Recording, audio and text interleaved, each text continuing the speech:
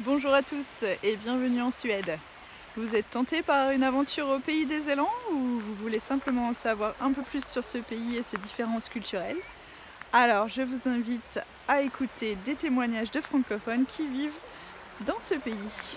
Suivez-moi.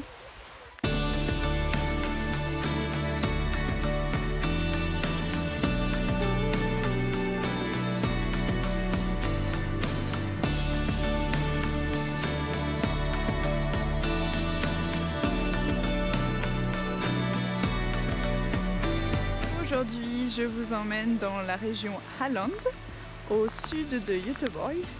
C'est une région qui est un petit peu moins connue que le Bohuslän au nord, et pourtant c'est vraiment très sympa aussi. Alors ici, je me retrouve sur la plage de Tylösand, une des plus grandes plages et la seule plage surveillée du pays. C'est vraiment très joli.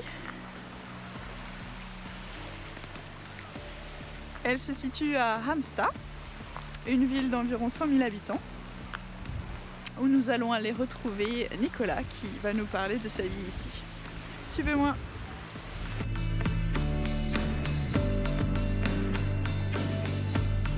Alors, bonjour Nicolas. Bonjour. Nous nous retrouvons ici à Halmstad. Oui, Et on peut te poser quelques questions. bien sûr, avec plaisir. Est-ce que tu peux te présenter un petit peu?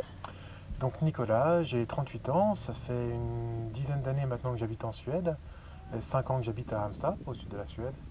Avant ça, j'habite à Gävle, donc qui est à 200 km au nord de Stockholm. Maintenant, est-ce que tu peux nous dire ce que tu apprécies le plus en Suède en général? Alors en Suède, je crois que c'est l'aspect très lent, les choses sont lentes ici, les choses prennent du temps à se décider. Ça peut être un inconvénient, mais c'est souvent aussi un avantage, c'est assez agréable au quotidien. Tu veux dire que c'est calme en fait? Oui, c'est très calme, les gens sont calmes, ils ne sont pas agressifs, plutôt D'accord, sympa. très bien. Et si tu dois nous dire une des plus grandes différences entre ta vie en France d'avant et ta vie en Suède maintenant?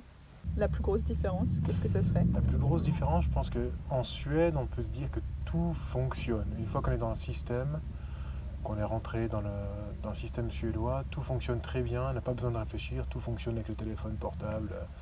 La vie est simple, disons. D'accord. Nicolas, qu'est-ce qui t'a le plus surpris quand tu es arrivé en Suède pour la première fois ou quand tu as commencé à vivre ici en Suède? Je pense que c'est la conduite automobile. D'accord. Ouais, c'est surprenant. Mais je suis arrivé en Suède au mois de juillet, et au mois de juillet, la Suède est endormie. Tous les Suédois sont partis en vacances, il n'y a quasiment personne dans les rues. Et moi j'étais là, je conduisais ma voiture. J'avais l'impression en fait d'être dans un film post-apocalyptique avec en fait personne, juste moi, seul au monde. C'était assez bizarre. Et encore maintenant en fait, je suis toujours surpris de voir à quel point ils sont calmes dans la conduite. D'accord. Nicolas, une dernière question. Est-ce que tu peux nous dire pourquoi tu as choisi de venir t'installer ici, justement en Halland? Alors, comme j'ai dit tout à l'heure, au début on habitait au nord de la Suède où il fait plutôt froid l'hiver. Le Halland est un peu plus chaud déjà, c'est un climat plus proche de ce qu'on va trouver en France. On a un petit peu de neige mais quand même beaucoup moins. La mer est omniprésente. Là par exemple on est à Grödvik, c'est juste à côté de la mer. Il y a des plages comme ça partout, c'est très chouette. C'est une belle région qui en plus est située pas très loin de Malmö au sud et Göteborg au nord. Pas très loin non plus de Copenhague, ce qui fait que c'est assez central par rapport au reste de l'Europe. D'accord, les transports fonctionnent bien. Parfaitement. D'accord. Nicolas, merci beaucoup pour tes réponses. De rien. On te souhaite une bonne continuation ici à Halmstad. Merci beaucoup. Au revoir. Au revoir. Merci à tous de votre attention. J'espère que ce petit voyage vous a plu. N'hésitez pas à liker ou commenter cette vidéo et à me laisser des commentaires, à me parler de votre vie en Suède si vous êtes francophone ou à faire d'autres remarques. À bientôt!